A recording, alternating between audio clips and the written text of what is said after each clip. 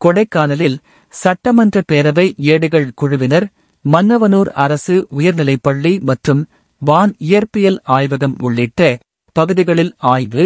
மன்னவனூர் சூழல் சுற்றுலாதலத்தில் பரிசல் சவாரி செய்த சட்ட மன்ற உறுப்பினர்கள் 3 அரசு துறைகள் ஆண்டறிக்கையை சமர்ப்பிப்பதில் தாமதம் எனவும் பேட்டியளித்தார்.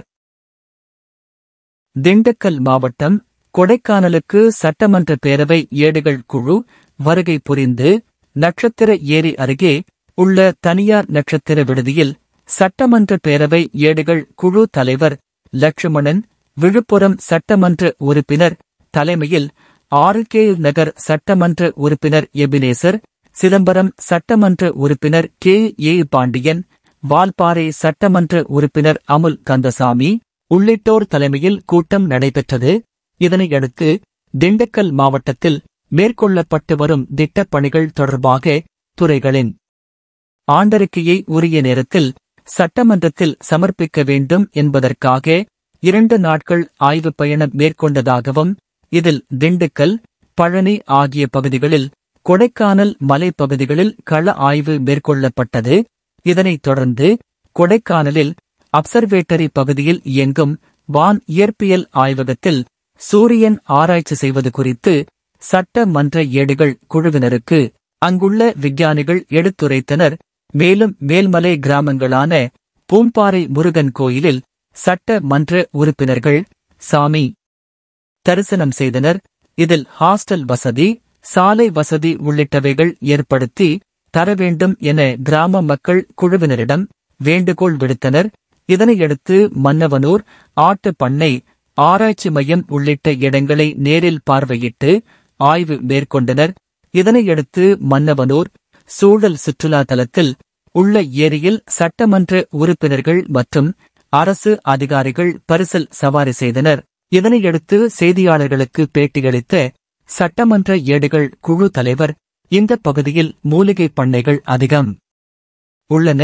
இதனால் தமிழ்நாடு மூலிகை பண்ணைகள் மற்றும் மூலிகை மருந்து கழகத்தின் சார்பில் மூலிகை தயாரிப்பு நிறுவனம் அமைக்க வேண்டும் என இந்த பகுதி பொதுமக்கள், விவசாயிகள் கோரிக்கை விடுத்துள்ளனர்.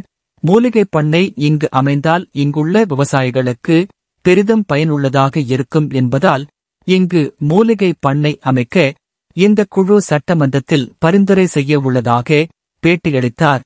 இந்த ஆய்வில் வருவாய்த்துறை உள்ளிட்ட அனைத்துறை அரசு அதிகாரிகள் கலந்து கொண்டனர். முதலமைச்சர் பெருமதிப்புக்கு மரியாதைக்குரிய அண்ணன் தளபதி அவர்களுடைய மேலான ஆணைக்கிணங்க சட்டமன்ற ஏடுகள் குழு இன்று கொடைக்கானலில் முதல் ஆய்வுக் கூட்டம் நடைபெற்றது.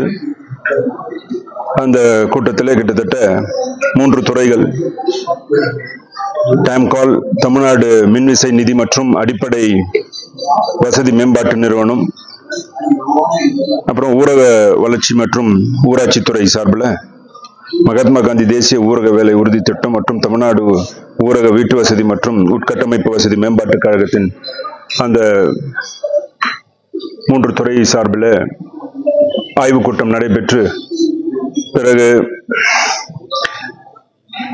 அங்க அந்த ஸ்பேஸ் அப்சர்வேட்டரி அதை குழு பார்வையிட்டு அதன் பிறகு மன்னவனூர் பகுதியில் அரசு மேல்நிலைப்பள்ளி சுற்றுச்சுவர் கட்டுதல் MGNRGSல கட்டப்படும் அந்த பணியினை ஆய்வு செய்து பிறகு மத்திய ஆட்டுப்பண்ணை ஆராய்ச்சி மையம் பார்வையிடப்பட்டு இன்றைய தின நிகழ்ச்சி நிறைவு பெற்றது.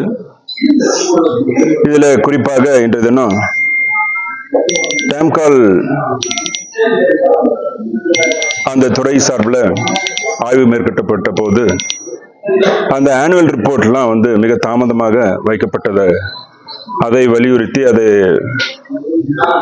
இனிமேல் அந்த உரிய நேரத்தில் அந்த ஆனுவல் ரிப்போர்ட் சமர்ப்பிக்கப்பட வேண்டும் என்று அத்துணை துறைகளுக்கும், டைம்கால், எரிசக்தி துறை, ஆர்டி டிபார்ட்மெண்ட் அத்துணை துறைக்கும் அந்த மிக தாமதமாக வைக்கப்படுகிற அந்த ஆனுவல் ரிப்போர்ட்டை இனிமேலும் அது போல் நடைபெறாமல் உரிய நேரத்தில் அந்த ஆனுவல் ரிப்போர்ட்லாம் சட்டமன்றத்தில் சமர்ப்பிக்க வேண்டும் என்று அந்த அழுத்தத்தை அந்த துறைக்கு கொடுக்கப்பட்டது. அதே போல மேலும் அந்த டைம் காலிங் நிறைய மூலிகை பண்ணைகள் இந்த பகுதியில் இருப்பதனால் அங்கே ஒரு